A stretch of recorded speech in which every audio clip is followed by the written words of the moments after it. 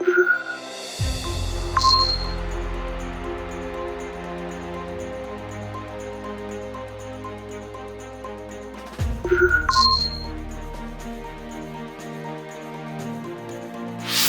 guests, leaving no one behind. This is the topic of today's RoundMed dialogue, and there are very few doubts that the young generation may be one of the great losers in the COVID war, the one more left behind. Education, employment, social life, and individual freedoms are all challenged at the same time, and young generation, while sidelined in present opportunities, will be in the future in the front line in paying back public debt, which is piling up in all countries. Today, RoundMed's meeting, today's conference, promoted by ISPI, the Italian Minister of Foreign Affairs, and co-promoted by the Organization for Economic Development and Cooperation, both represented at a very high level by Deputy Minister Sereni and Deputy Secretary General Schlagenhauf. Today's meeting will address how COVID is affecting young generation in the MENA regions, which is to say in countries where these challenges are merging with pre-existing challenges, which in many countries had led to mass protest in the last month of the previous year and the beginning of 2020. Two main questions will be central in our discussion. The first one, how can government deliver on specific needs of young generation? The second one, how can government regain trust and build society that leave no one behind? I wish to thank again the co-organizer. I wish to thank the panelists and all the participants in today's panel, and Ambassador Bernardini, which will close up the session. And I now yield the floor to Deputy Minister Sereni. Marina, you have the floor. Thank you, Paolo. Distinguished guests, young leaders, ladies and gentlemen, it is really a pleasure to welcome back the MED community after the summer break and open this virtual panel organized in partnership with ISPI and the OECD in preparation to the 6th edition of RoundMed Dialogues. I would like to thank the permanent representative of Italy to the international organizations in Paris, Ambassador Bernardini, co-chair of the OECD MENA governance program, for his support in making this event possible. Today's discussion will be focused, as Paolo said before, on one of the most pressing issues to be addressed across both shores of the Mediterranean. The pandemic is severely affecting young people all over the world. They are among the most vulnerable groups if we consider the long-term economic and social consequences of the crisis. Economic forecasts are not promising. We will have to cope with the worst economic recession since 1929. According to the OECD, global economic activity in the best case scenario is expected to fall by 6% in 2020. The virus is having a severe impact on young people's jobs, diminishing their employment prospects. According to an ILO survey, 1 in 6 young people aged 18 to 29 has stopped working as a result of the crisis, and many of them are still without employment. COVID-19 is also disrupting the education and training sectors, causing delays in learning processes. According to the OECD, in the first half of 2020, 1.5 billion young people in 180 countries were affected.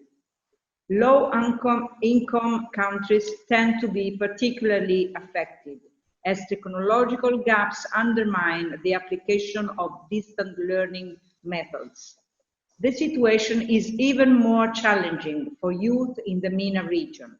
Almost half of the population is under 25. Already before the pandemic, a quarter of those has been unemployed. This is the highest rate than in any other region. And it is even more difficult in countries undergoing conflict and institutional instability. Let me mention the case of Libya, suffering a youth unemployment rate of 50%, the worst rate in the MENA region and the second highest globally. All over the world, but in MENA region in particular, young people have very limited access to political processes, institutions, and policy making. The protest movements recently observed from Algiers to Khartoum, from Beirut to Baghdad, have been mostly led by young people asking for fairer, more transparent, inclusive, and representative institutions. COVID-19 has acted as an accelerator and as a fragilizer. We may now say that the king is naked. The pandemic is showing the best, but also the worst of our system. The EU, for instance, has demonstrated the resilience of its social model, in particular of its healthcare. It has also demonstrated its determination to cope with the long-term social and economic consequences of the crisis through a vast array of measures, including the Next Generation Fund. But this is not enough. The crisis also highlights some structural deficiencies in our societies across both shores of the Mediterranean. We observe rising inequalities, the degradation of social mobility, the uneven distribution of opportunities, the internalization or precarization of our economic system. Corruption and patronage and the mechanism of a rentier state risks to be enhanced, directly affecting the youth, especially in the southern shore of the Mediterranean. But we are aware that young people have gathered all their strength, courage, and energy and are working hard to rebuild their societies. It is thanks to the youth, in fact, that the issue of climate change has become central in the international agendas. As COP26 co-presidency, we will foster the engagement of young generation and will organize back-to-back with a pre-COP the Youth for Climate in order to offer young people from all over the world the opportunity to develop concrete proposals for pre-COP in Milan and COP26 in Glasgow. We must continue supporting young people's call for inclusive reforms. This is a crucial step to develop together an inclusive, positive agenda in the Rome-Med dialogue spirit. The current crisis should be seen as an opportunity for governments in the enlarged Mediterranean to innovate and bring about social and economic transformation by engaging youth and ensuring that their role in society is strengthened. Italy and the EU stand ready to give adequate support to the southern shore of the Mediterranean through ad hoc cooperation initiatives, both at a bilateral and a multilateral level. The MENA-OECD governance program, a strategic partnership between MENA and OECD countries, is a concrete example of how we can work together to improve good governance, empower youth, and keep up the momentum for reform processes in the MENA region. We have been traditionally very supportive of the MENA program since its inception phase in the OECD. With the contribution of the Italian National School of Public Administration, Italy hosts in Caserta the OECD Governance Program Training Center, which plays a key role facilitating exchanges and capacity building. Moreover, the Italian Development Cooperation is supporting the OECD MENA program with bilateral projects in the region. An example is the program we have in Lebanon on open government and digitalization, a particularly important area for young generation. Placing young people at the core of our societies must be an utmost priority. The integration of young generations in the economy and all aspects of political life is crucial if we really want to ensure a full and sustainable recovery from COVID-19 crisis. Thank you very much. Thank you and good afternoon. Let me jump in since I have the pleasure to chair this fantastic panel today.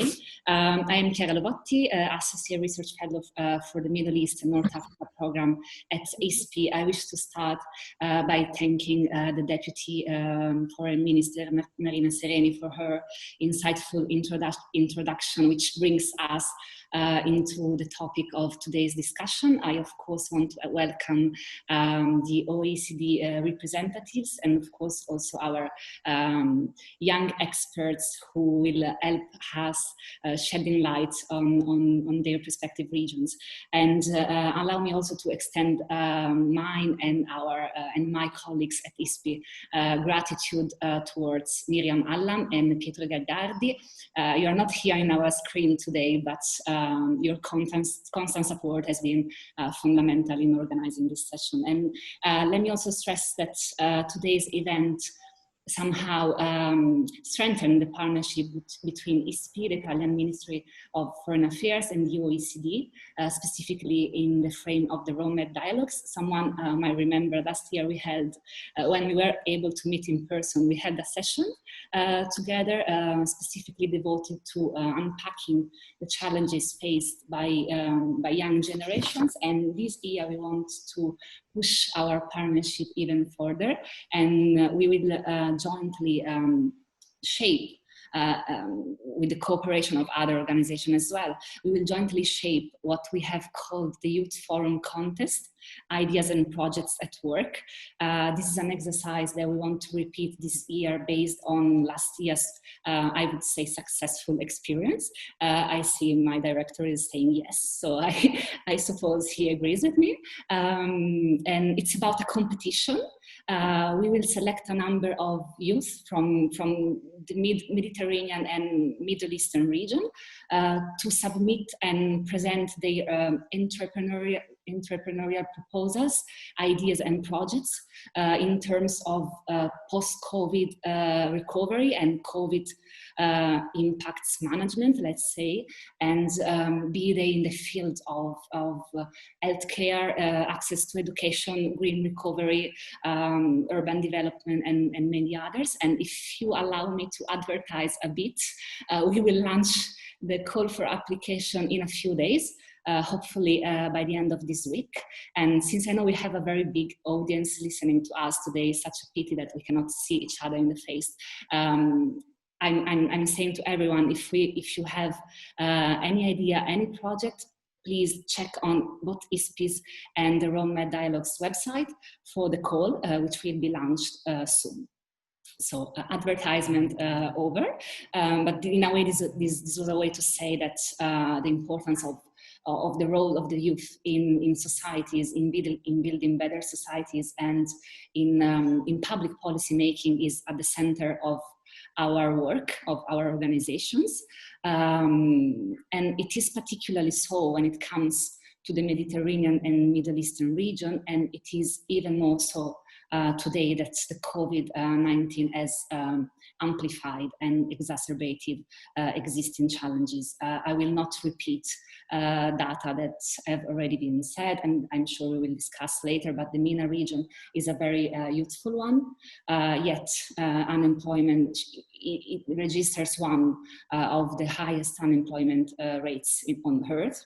And indeed, this is not surprising that since a long time already, actually, even before the COVID-19, in countries across the Middle East and North Africa, trust in national governments among the youth has collapsed. This is one of the results, if I'm not wrong, of one recent publication by the OECD, highlighting that only 32% of young people across 12 countries in the MENA trust their government. This is a very low percentage, quite worrisome, I would say.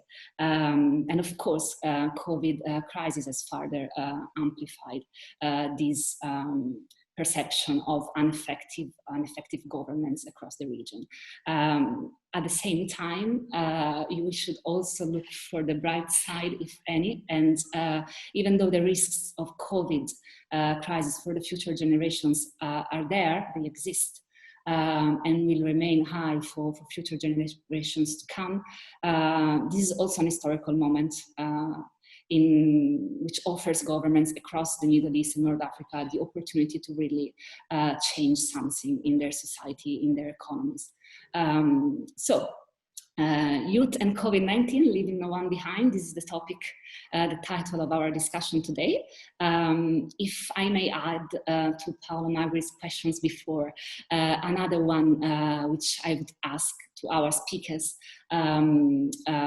what governments in the MENA region can do to rebuild trust among the youth, and what your organization specifically, I'm looking both at the OECD representatives and the young leaders that have joined us today, what your organization can do to promote this process. So I will not steal any further time, but before muting myself, I should give a few technical instructions. After the 4 interventions from the youth and the Deputy Secretary General of the OECD, Jeffrey Schlagenhauf, and I hope I pronounced it properly, we will have a Q&A session. Thank you. That's encouraging. We will have a very short, about 20 minutes, if time allows, Q&A sessions. So for anyone in the audience who feel like asking questions, please don't be shy. Do it through the Q&A chat here below, and you are very, very many people, so I will do my best to collect as many questions as possible. Trying not to leave no one behind, but if I will do, I apologize in advance. Now I will definitely mute myself and give the floor to our first intervention from Joana Hammour, Grant Manager of Nahnoo, based in Lebanon, Beirut.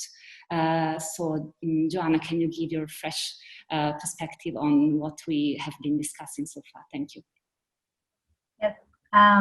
First, hello for inviting me to the panel. I'm happy to be among you. So regarding the COVID-19 impact on youth in Lebanon, I was discussing this earlier with my colleagues who are, like, in the NGO, the average age is about 28, I think. And I wanted to see their perspective on things. And we all had the same comment, is that actually the crisis that Lebanon was living before COVID happened, COVID hit really Lebanon in March, but we have been living in a crisis, economic, political, and social from some time, and especially that exploded in October when the revolution happened, or uprising. So those issues actually were intertwined together. The COVID made it worse. That's what happened for the youth here. But unemployment was already at a very low level. People were already seeing their salaries reduced, and education was already a bit in shambles because of the uprising, and the youth was really involved in the protest. So all of this, we were already living it actually for months, and then COVID happened, and things got worse, but we were already in that boat actually.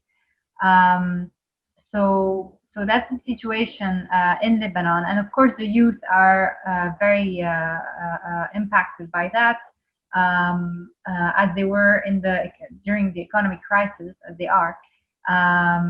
Employment, education, even mentally, it's been really hard on everybody. But the youth, especially, like throughout my conversations with the youth people, there's a very bleak image of the future. They feel like they don't have any future, actually, no prospects in the country, very few opportunities, and especially depending on your background. And but it all pushes them to leave the country. So we've already experienced that brain drain for especially during the war and difficult situations. But really, this time you really feel like the first thing that a young person wants to do is leave the country. Like last year, you could feel, for example, the difference is that some people are still believing in the country, believing in that they can change things, but this has really diminished, and it's now more difficult to find someone who has hope. And unfortunately, this is a vicious circle, this brain drain, because with the youth leaving, then we have less talented and efficient people living in the country. And at the same time, it's a personal choice. It's also a preservation choice. So it's become almost a consensus. And but the good thing is that the people who are like the youth living in the country are very active, very dynamic, very talented, and they've been coping with the difficult situation while trying to overcome the challenge of COVID, and this has not stopped the protest, for example. Although we did feel that the government was using the situation with COVID as an excuse to kind of put pressure on reducing the protest, and which is very dangerous, of course, for the freedom of expression and our rights.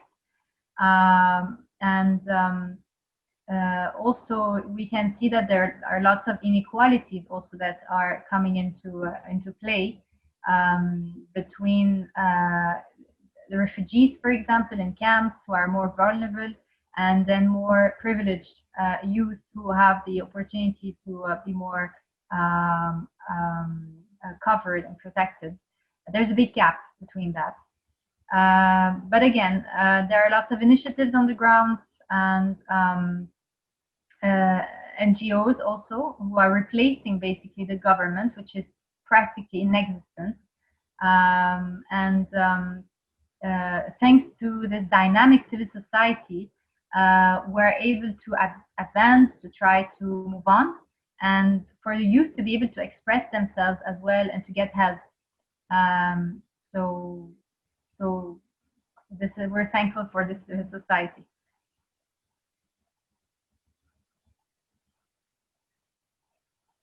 Thank you, Joana. Thank you very much for your point.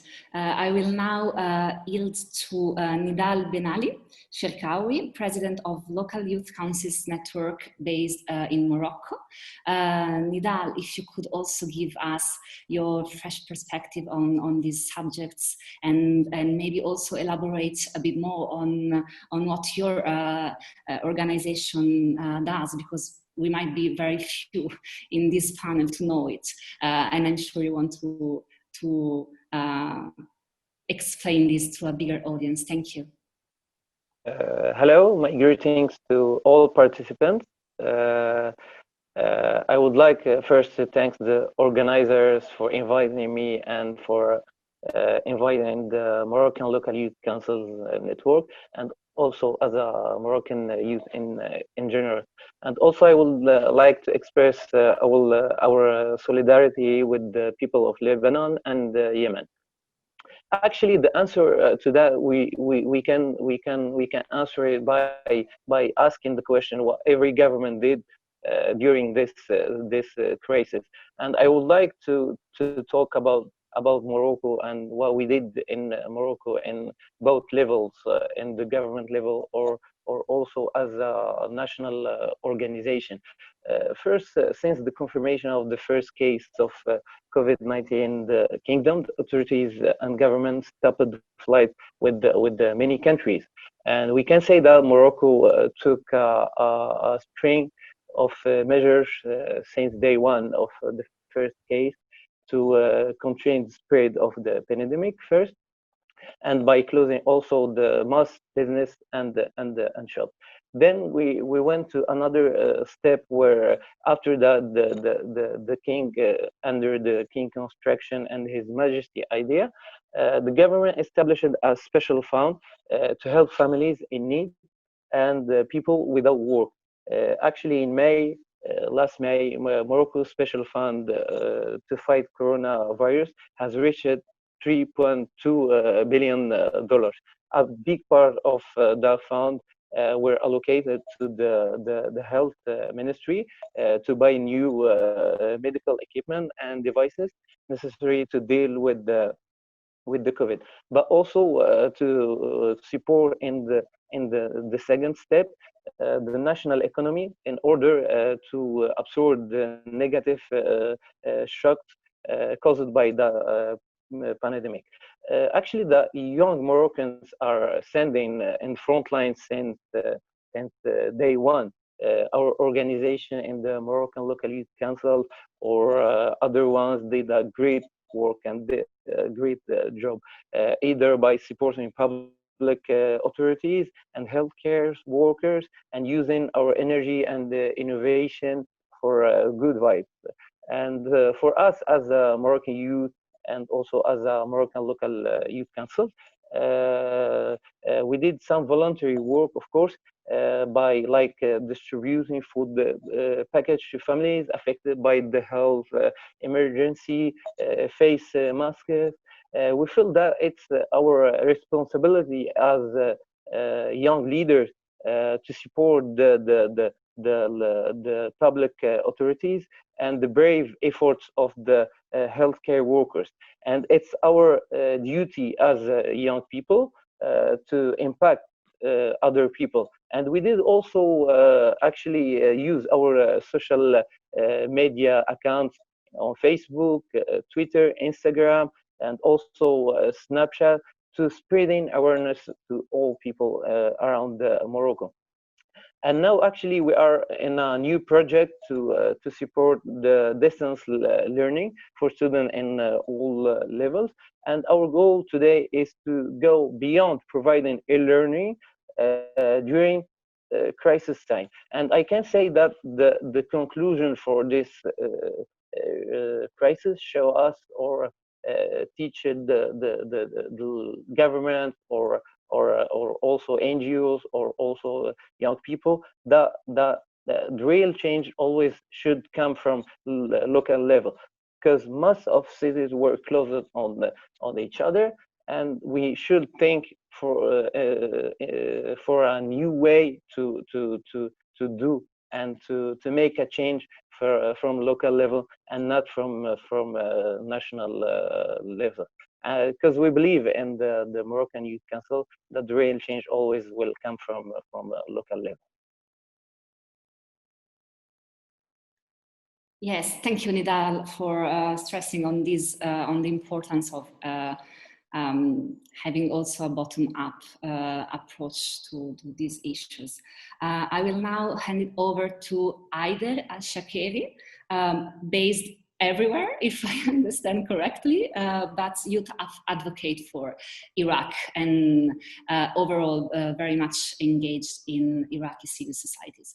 Please, Hayder, the floor is yours. Thank you, Chiara. And of course, thank you to ISPI and OECD and to the government of Italy for hosting this event at such a timely in this timely manner, because it's very appropriate to talk about the situation right now of COVID-19 and then the inclusion of youth. I would like to address the issue of youth participation in decision making and how that is very important. And we can see already from the report that OECD is publishing or from the panelists' different speeches that there is a lot of focus on the role that youth, what will be the role that youth will play in the future. And if they don't participate in the decision-making process, there will not be any role for them in the future. Of course, once youth are engaged, they will, given their fresh perspective, they will have a variety of approaches, and young people will have a say in their future. And we can already see that in the report. They will face a lot of economic problems in the future, and this future is their future. The people who are ruling right now, the political elites, the different governments, they will not be staying for much longer to witness the problems that youth will have to deal with. And specifically for governments and for countries that are facing conflict right now, facing instability, we can always count on the UN Security Council Resolution 2250 on youth, peace, and security, and how youth engagement and youth participation is crucial in such situations. In the case of Iraq particularly, Iraq is one of the most youthful countries in the world. There are over 60% of the population under the age of 25. And we can see that this population is not taken seriously by the government, by local governments, by decision makers and the political elite, and often sometimes by the international community as well. And that's why I really like this event and how it's focusing on that segment of the population. So often youth are sidelined. They are not being asked on what their opinion is on the different matters, and usually they have to be part of the status quo. If not, they're often fought. Sometimes they're taken into custody. Sometimes they're even assassinated if it goes to extremes. However, this did not stop young people from trying to participate, from trying to engage, from trying to be part of the different aspects of decision making. So in Iraq, for example, just like in Lebanon and Morocco, there has been a lot of youth initiatives, there has been a lot of volunteering groups, there has been a lot of groups that have formulated, and they started to discuss various topics, and they started to try to pose their opinion and talk about the different problems they've been facing. There has been a lot of volunteering and kind of initiatives to help the different communities and to try to do the job that the government or the local governments or the different officials are not capable of doing.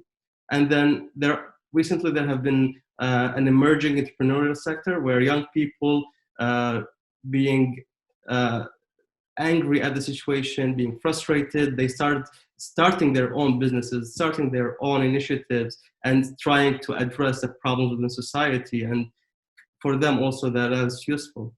And of course, there are always protests. And since 2011, Iraq has been seeing protests that have been renewed constantly. And in October 2019, there has been a major protest that's still ongoing until now to try and voice the sound and the voice of the young people who have been sidelined.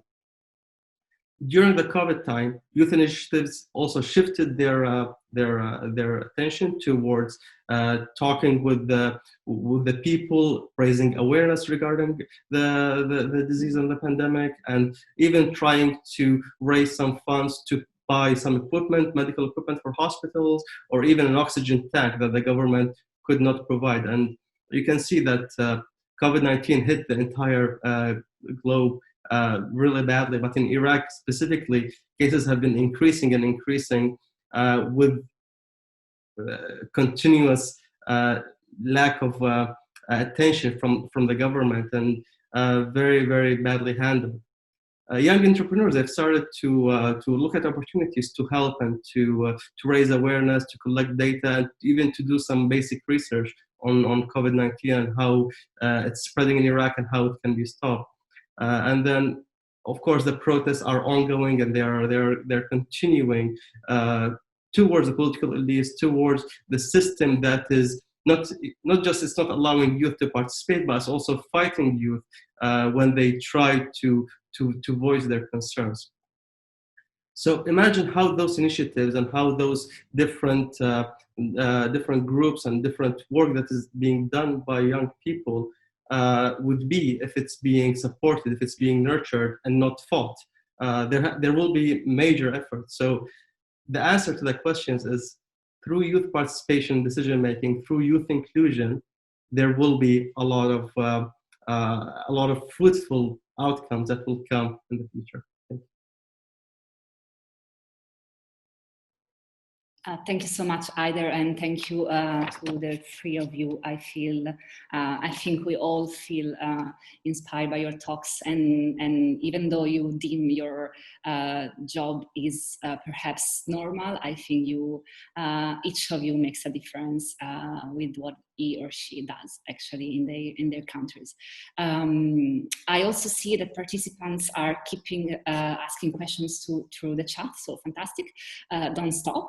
And it is my great pleasure now to hand it over to the Deputy Secretary General of the OECD, Dr. Jeffrey Schlagenhauf, for delivering his intervention. So please, Jeffrey, if I may, the floor is yours. Thank you much, Chiara, and to ISPI and MED for the excellent cooperation we've had over the years. I think today's discussion is very timely, as youth are at risk of being affected the most by the socioeconomic repercussions of COVID-19. So let me first thank the young leaders that have shared their views and insights and priority with us today. This is where I scare the people who work with me at the OECD a little bit by saying I'm going off script and say, I know we have very young people here, and you might say, what's this old guy have to offer? But I'll sit there and say that both my boys, age 33 and 30 right now, have sort of had the double whammy. They've had the financial crisis and the COVID crisis. So for younger people, this for me is very much on my mind. The OECD recently published a policy brief on the impact of COVID-19 on young people and what governments can do to mitigate the crisis. Our analysis builds on the responses to an online survey of 90 youth-led organizations in from 48 countries, including Jordan, Lebanon, Morocco, and Tunisia. These organizations expressed the strongest concerns about the impact of COVID-19 on mental health, education, and employment, as well as limitations on personal freedoms. This perception is backed by evidence. Young adults have experienced higher levels of loneliness and distress during the pandemic compared to other age groups. We see this even at the OECD with the number of very young people we have working for us who were during the confinement trapped in their apartments, not able to talk to anybody other than over iPhones, other devices, or Zoom meetings. So this is really critical moving forward. 110 million school-age students in the MENA region are affected by the closure of schools, universities, and youth centers.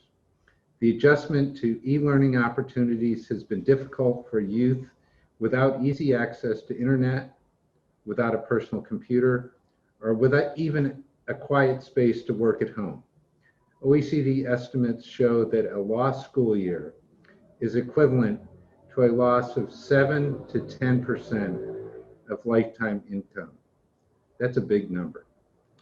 Already before the crisis, the MENA region had the highest rate of youth unemployment in the world, exceeding 27% on average.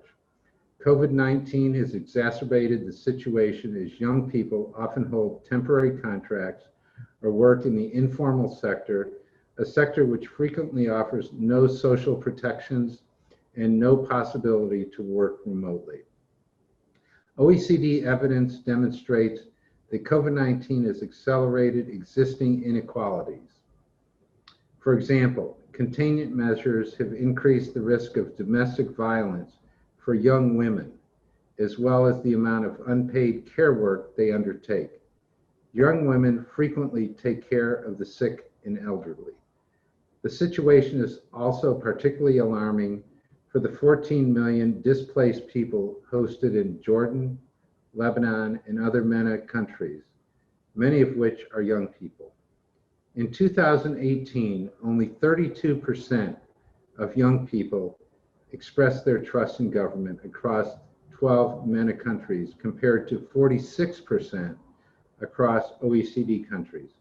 Both are terrible numbers.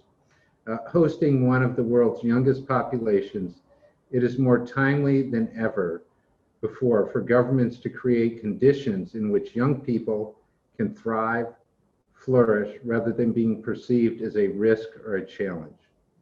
Young volunteers play a crucial role in ensuring the resilience of our societies.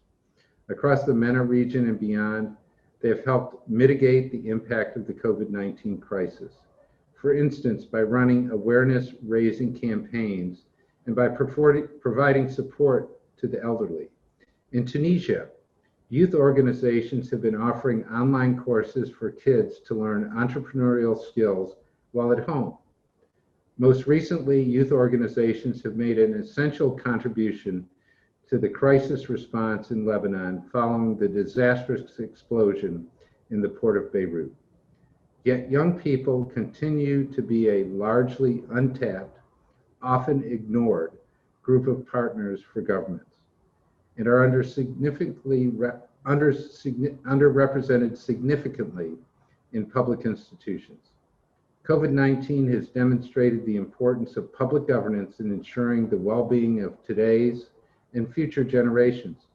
Governments should engage youth in finding solutions to the crisis and promote age diversity in state institutions. Effective responses to the crisis need to build on reliable, age disaggregated evidence in order to support and address the various layers of inequalities among youth from different socioeconomic backgrounds, ethnicities, and gender. New investments into youth policy and services across the MENA region should be complemented by efforts to strengthen coordination across government and with civil society to better monitor and evaluate what works and what does not, and to engage youth on an equal footing. It's worth remembering the words of George Marshall in 1947 when he launched his plan for the reconstruction of Europe, which also is the historical forebear of the OECD. He made a number of comments, and I just want to mention a couple, one of which applies today. The situation in the world is serious. Quote, "This is the business of Europeans. The initiative, I think, must come from Europe." In a similar way, all generations in MENA must engage in a dialogue to plan future trajectories of their countries and build back better.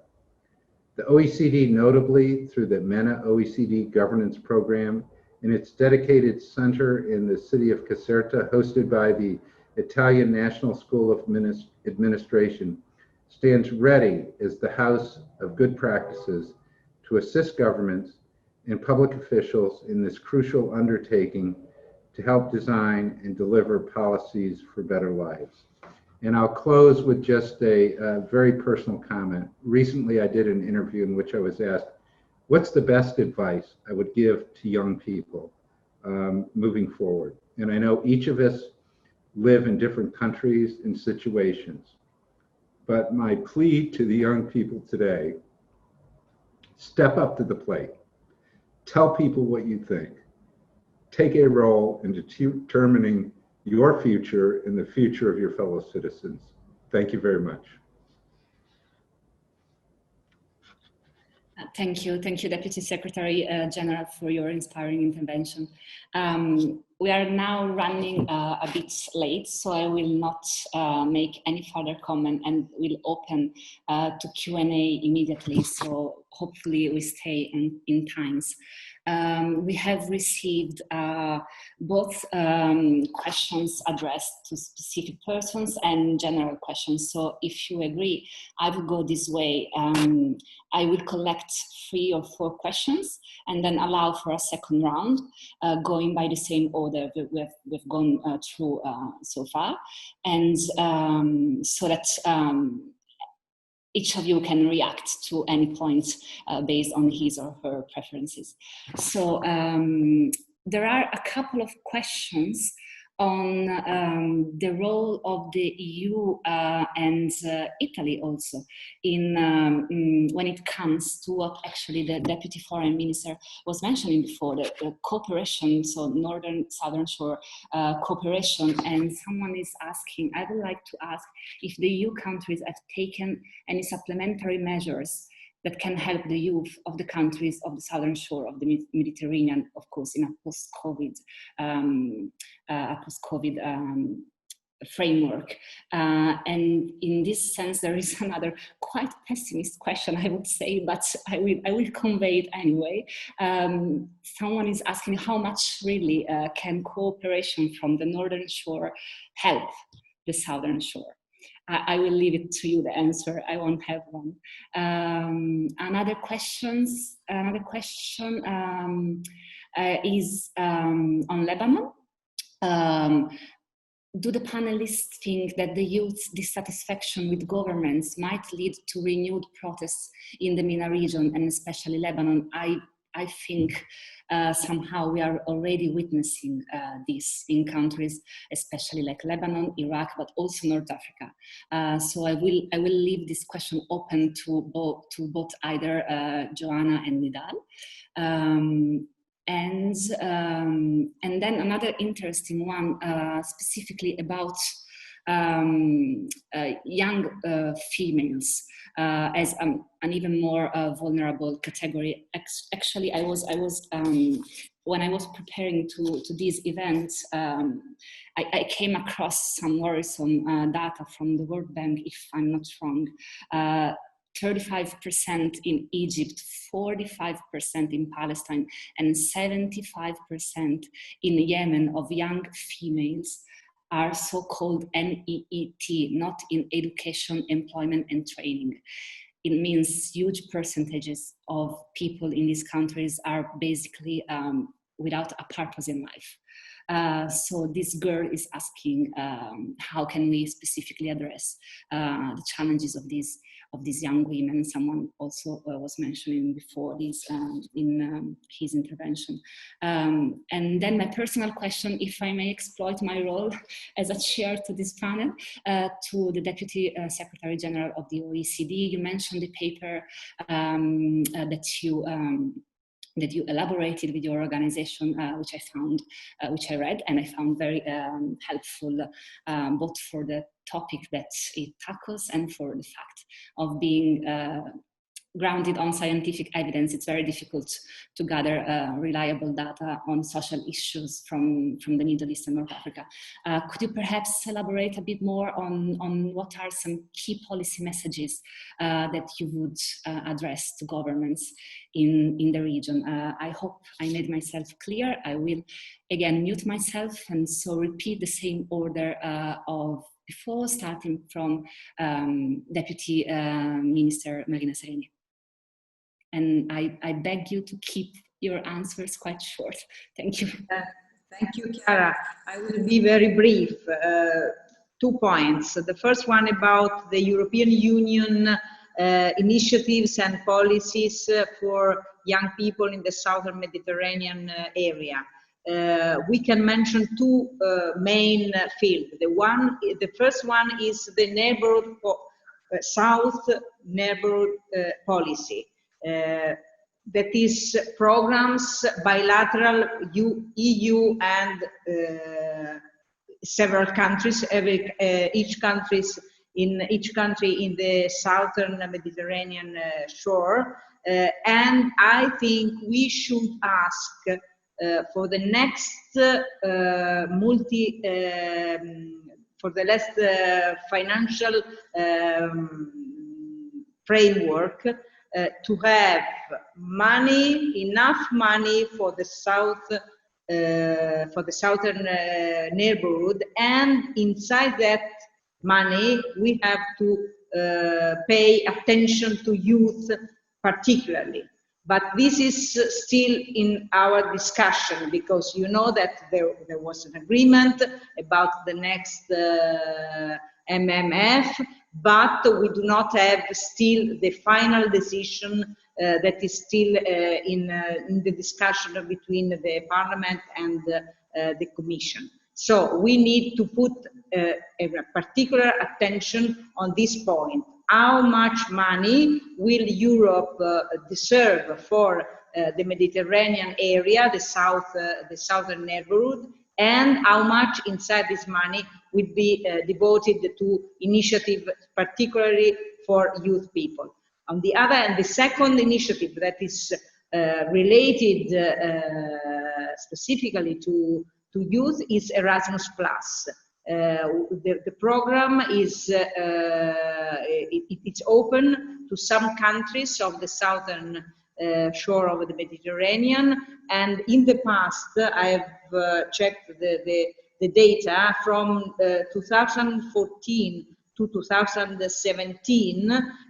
32 different institutions from the South Mediterranean countries were involved with initiatives that were for education, training, and so on and so forth, related with young people in these countries. The countries with the highest rate were Morocco, Tunisia, and Israel. So this means that we have space to improve this program, to open it to other countries, and of course to work with other countries to involve more young people. The second point that I wanted to put on the table is this one. Stability is a condition for reforms. I have understood the question. We as government, we have to talk with governments, of course. We have to cooperate with governments, and this is a point that we cannot avoid. If we want to cooperate, we have to find a partner, and the partners is first of all the government. On the other side, I understand very well that if we look at the countries of the southern Mediterranean area, most of them need reforms, and in that countries we have to dialogue. We have to open a dialogue with civil society organization.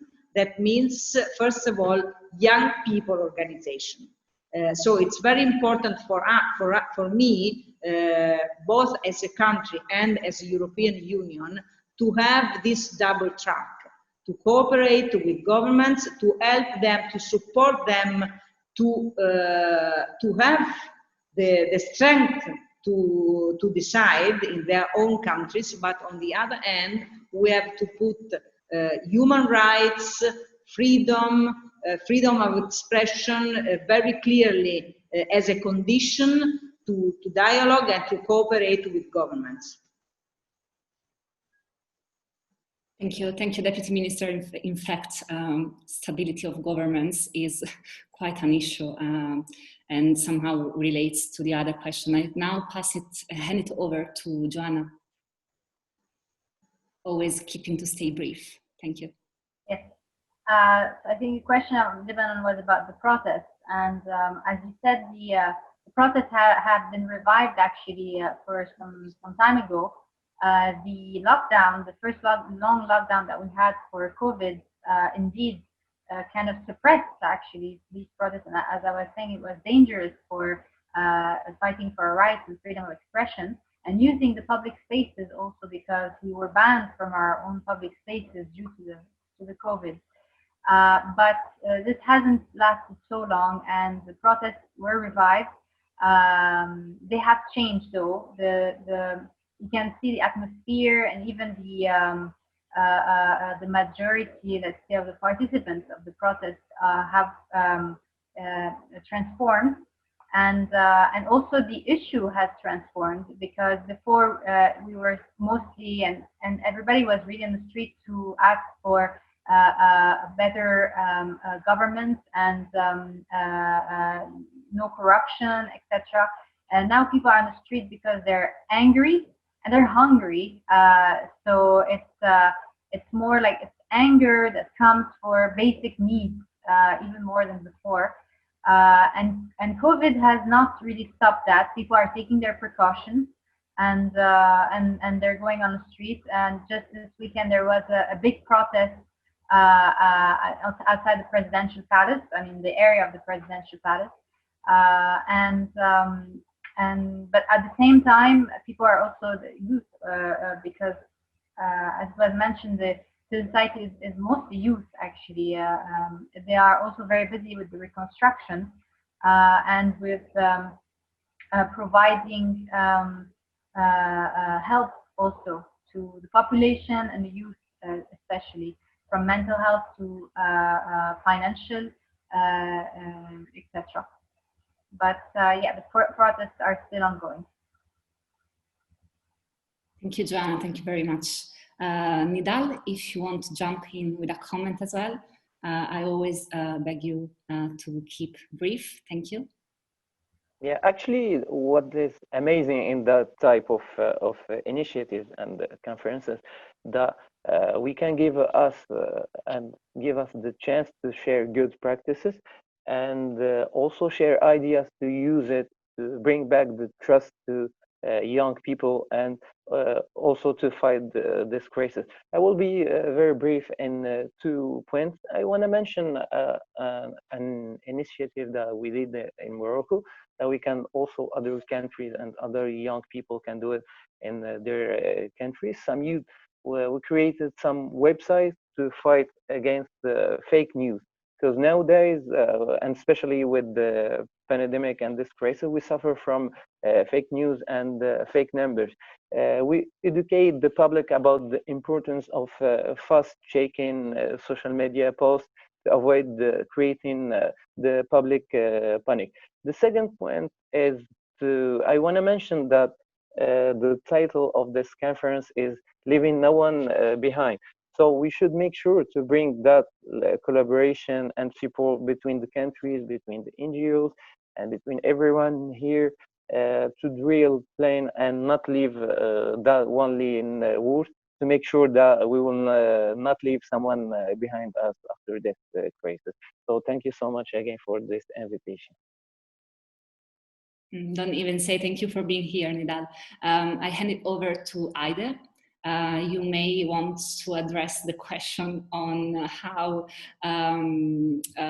dissatisfaction among the youth may cause further protests. I'm asking this as you are a representative of the Iraqi community. Thank you.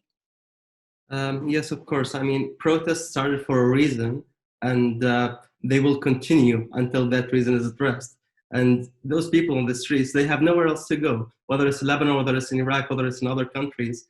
We saw that, sometimes in Iraq, for example, since October, hundreds of people have been killed and tens of thousands have been injured, with multiple people who have been disabled, multiples of hundreds of people have been disabled. And people will not go back now. They have nothing to lose.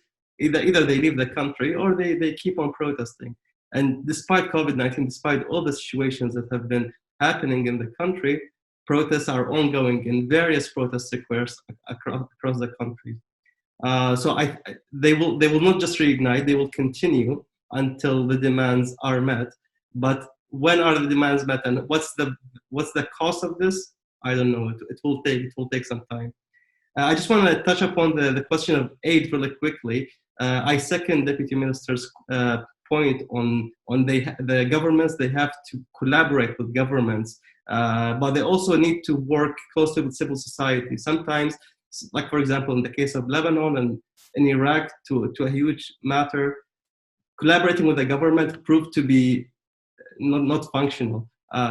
For Iraq, for example, for the past 17 years, governments have been spending trillions of dollars in aid on Iraq, without really a good outcome. And I wonder whether it's still worth, the EU and the different countries, when they spend their aid, spend it on the countries, talking with the governments. So I really second the Deputy Minister's point. Collaboration needs to be on multiple instances and with different actors. Thank you.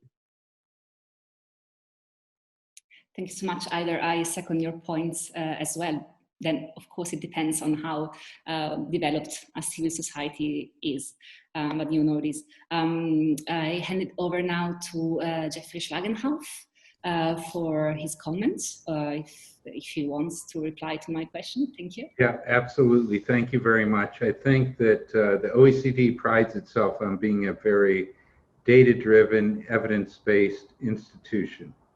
And one of the challenges in this time has been not just when we bring in countries outside the OECD who are like the MENA region or other places, but even within the OECD. How granular is the data we have? We think we know things, but it'd be nice to have the data to actually prove it. So I think one of the challenges is how can we improve data collection moving forward? And I think that's one place that I like this sort of analogy of, you don't do a big thing necessarily, but you can do little things to sort of influence governments to collect more data and actually be able to provide it. And I know particularly in this region, this can be a challenge because of cultural, religious type challenges moving forward.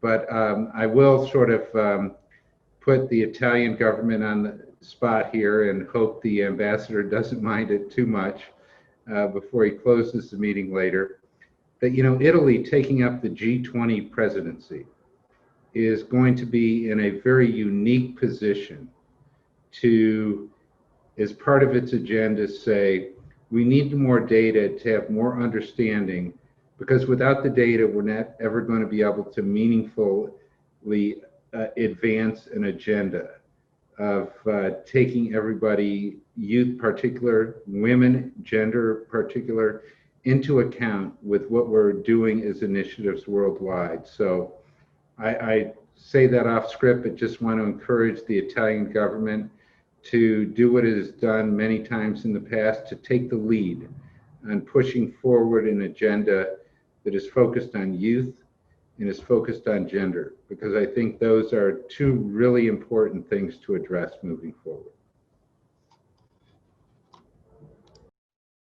Thank you so much, Deputy Secretary General. Of course, I share your view on the importance of evidence and data when making research and designing public policy. That's fundamental. I will now, as I anticipated before, and speaking of leaving no one behind, I of course couldn't read all of your questions. I am sorry about this, but you know my name. You can find my email address on ISPI websites, and if any of you want to repeat the question to my email, I will be happy to either answer or try to convey the answers of others to you. I'm sorry, but time is running away, and to this purpose, I will immediately hand it over to Antonio Bernardini, permanent representative of Italy to the OECD and co-chair of the Middle East and North Africa OECD Governance Program, who is going to deliver the closing remarks for this event. Please, Ambassador, the floor is yours. And of course, if you want to comment on any of the points that have been raised so far, you are more than welcome to do it. Thank you. First of all, let me thank ISPI, the Italian Foreign Ministry, the OECD for making this initiative possible. Being a co-chair of this OECD MENA in these months in many of these initiatives to discuss the effect of COVID in the region. For sure, COVID has been a tremendous kind of hurricane in our own societies, creating enormous challenges. We have seen, and in the intervention, the roundtable, I've been mentioning the number of problems that this pandemic has created. Has been a challenge with a lot of impact in terms of economic challenges, social challenges, exclusion, increasing the inequalities, gender problems. I think that we have seen all the worst things that we could imagine. But at the same time, I think that in the middle of this enormous crisis, there has been also the capacity of the societies to respond to the crisis, to find a solution, to identify a solution to cope with the enormous problems that the pandemic has created. In some discussion, and I've seen in many experiences, including in Italy, but also in countries in the southern part of the Mediterranean shore, the crisis has created opportunities for experimenting new way of the governments to deal with this problem, with some positive effect that could be a lesson learned to introduce new way of working and to new ways of inventing a relationship between governments and the population. As been mentioned in the intervention, one of the big problems in the recent times is the lack of confidence of the population towards their own governments and towards the institution. One of the lessons of the crisis is that there is a demand for institutions to work properly to respond to the challenges of the societies, and this is something that we have not to forget. So the discussion and the exchange of information is very much important. I think that this exchange of information between participants from MENA countries and participants from OECD has a lot of value, especially now that we are confronted with a major challenges. I think all the discussion now is focusing not only on what is still the problems of the pandemic, but basically we are all concentrating our attention on how we can shape the recovery. And we are all thinking that recovery should avoid the mistakes of the past, should create new opportunities. The discussion is very intense, for sure it's very intense in Europe, it's very intense within OECD, but I think that there should be no illusion that any recovery, any vision of the future could exclude countries. I mean, this will be a mistake that we have done in the past, cannot be repeated now, and whatever discussion we have in the recovery, the sustainable growth that we have in mind should be inclusive and should include countries of MENA. In this context, I think that the issue of youth, saying that no one should be left behind, should not be a slogan, should have a content. And the content is the way we will be able to transform our own societies, to find a solution to create economies for the future that can give an answer to the expectation of the youth and to be able to create more just, open, and rich society. I think this is more than a slogan. I think it's what we need to do. And I believe that these initiatives that we had today are a very good example on how we can promote this discussion, keeping in mind that the youth voice needs to be heard in each country, needs to be heard across the Mediterranean in order to shape a better future. So I wish to thank you again, you all, for this initiative. I hope that we have some other opportunities in the future to continue this discussion. Thank you. Thank you so much, Ambassador, for the hope you are giving to us. I share your point in that our work, the work of our organization is more and more crucial. And it seems to me that listening to our young leaders, especially, it seems to me that even though there might be some distrust on local governments and their respective countries, it seems to me that no one here has given up on politics in general, or on the idea of being part of our societies and doing something good. So I think this could be a good takeaway to close our session with.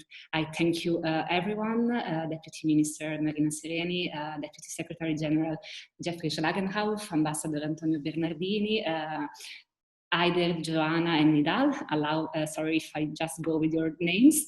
And I do look for Paolo Magri, of course, and my colleagues at ISPI who made this event possible. And I do look forward to our next meeting, which I hope will happen soon in the frame of the Roundtable dialogues. Thank you so much to everyone and our audience, of course.